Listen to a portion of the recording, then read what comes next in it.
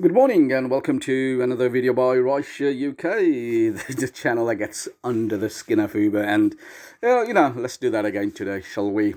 Now, there's a big story circulating the media right now, and it's quite big actually. It's on the news, it's everywhere. Is Uber happy about it? They probably wouldn't be. Are they bothered about it? Not really, of course they're not. Now, this is a finding of some undeclared meetings with lobbyists, government heads, and this is all done from the Guardian newspaper, as you could see here, by a board journalist actually. Now, I'm not going to indulge too much into this article because if you're a subscriber to this channel, you already know this. There's nothing new in this article that's going to really, you're going to say, wow, I didn't know nothing about Uber or anything like that. You already know this. Now, if you want to read the article, by all means, just Google Uber and that, you'll get the article straight away, probably on the first search on the rather top of the list. So, if you want to read it, carry on, but I'm not even bothering. Now, you all know, and God knows how many videos I've done highlighting TFL's involvement with Uber, how TFL is so determined to raise the whole black cab industry. We all know this. And we've seen all the fake warnings of revoking, Uber's license for London being now played out. And you all knew that Uber was never going to lose that. The only people that thought about Uber losing the London license are the cabbies of London and their pathetic unions. Those are the only people. TFL have a show to play. They have to show all this, and they have to show that they're in control, and this is all being played out. It's all part of the whole routine.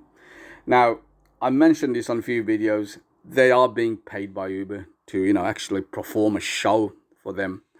So, Uber are in control. TFL are just the puppets. They have to show they're in control and all this and all that. We're going to revoke your license, if you don't do this and all that sort of thing. And Uber just play on that. And as soon as they get the license, I've done videos about it. They stop all these safety issues, this, that, and everything. It's all back to norm. That's how it is. And this is everything you guys already knew. There's nothing new. Now, as I said, I don't want to concentrate too much on it because also at the same time, this release of this article is timely to go in line with the political turbulence currently in the UK politics.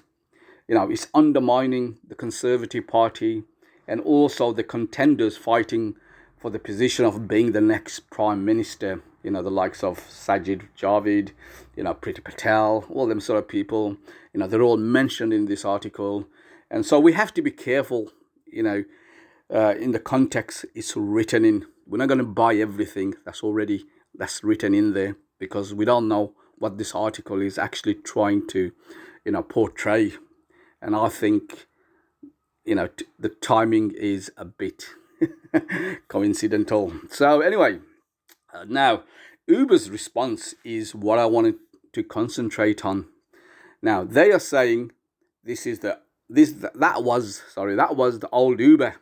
There's a new Uber now. And the new Uber got his own views and everything like that. Please don't disregard what's happened previously because we are new. And for me, this is what we need to concentrate on because that's the biggest lie, the response from Uber.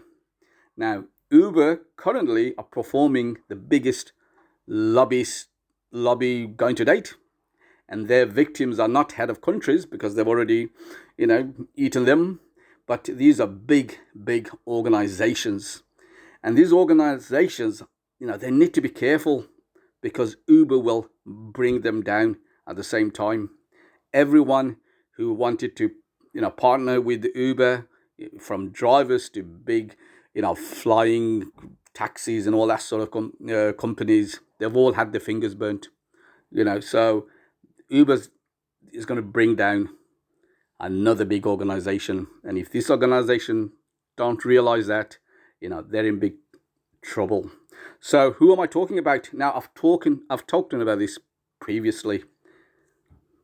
I'm talking about the World Economic Forum, where Uber was it last year or the year before? I can't even remember now, but that's where they were. A startup company, standing aligned with other organizations, which been there hundreds of years. But this, startup companies there, how did they get there? You got to ask a lot of questions, and it all makes sense. It's all money. Now, sort of, where is the money these days? The money is in like climate control. They're in like, let's all go electric, electric cars. And Uber has milked millions, if not billions, out of these organizations, not by showing their model, but by lobbying these companies, the heads of organization, by paying them off. That's nothing new. Uber is falsifying the arguments to fit the criteria so money can be released without too many questions being asked. This is where it is now. So for that, so what I'm trying to say is, look, I'm going to end the video here, but if the Guardians wants to know what you're going to be reading in the Guardian in 4 years' time, this is it. The World Economic Forum. This is where Uber is right now, and this is where Uber's big money is coming from. Bye-bye now.